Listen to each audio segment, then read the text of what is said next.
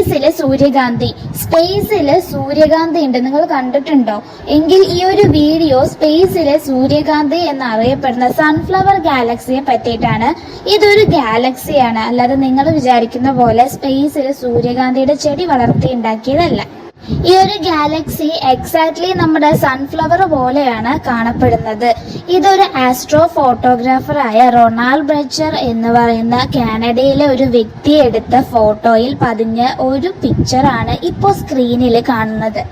ഈ ഒരു വ്യക്തി ഒരു സ്പൈറൽ ഗാലക്സിയായ സൺഫ്ലവർ ഗാലക്സിയെ ഡീപ് സ്കൈ പോർട്രേറ്റ് വഴിയാണ് കണ്ടുപിടിച്ചത്.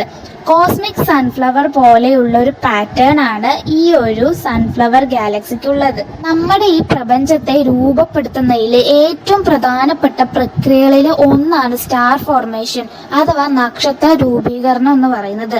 ഓരോ പുതിയ നക്ഷത്രങ്ങൾ ജനിക്കുന്നതിലൂടെ പ്ലാനറ്ററി സിസ്റ്റത്തെയും ഉത്ഭവിക്കാനും മാത്രമല്ല ഗാലക്സീസിന്റെ എവല്യൂഷനിൽ വലിയ റോള് പങ്കുവെക്കുകയും തന്നെ ഉണ്ട്. ഓരോ നക്ഷത്രങ്ങൾ ഉണ്ടാവുന്ന സമയത്ത് അതിൻ്റെ പിന്നിൽ ഒരു ഫോഴ്സ് ഉണ്ടാവും. എന്നാൽ ചില ഗാലക്സികളിൽ ചില സ്റ്റാർസ് ഉണ്ടാവുന്ന സമയത്ത് അങ്ങനെ ഒരു ഫോഴ്സ് അവിടെ ഉണ്ടാവുന്നില്ല. അങ്ങനെ ഒരു ഫോഴ്സ് ഇല്ലാതെ ഉണ്ടാവുന്ന ചില നക്ഷത്രങ്ങളെ അല്ലെങ്കിൽ ചില ഗാലക്സികളെ പറയുന്നതാണ് ഫ്ലോക്കുലന്റ് ഗാലക്സി എന്ന് പറയുന്നത്.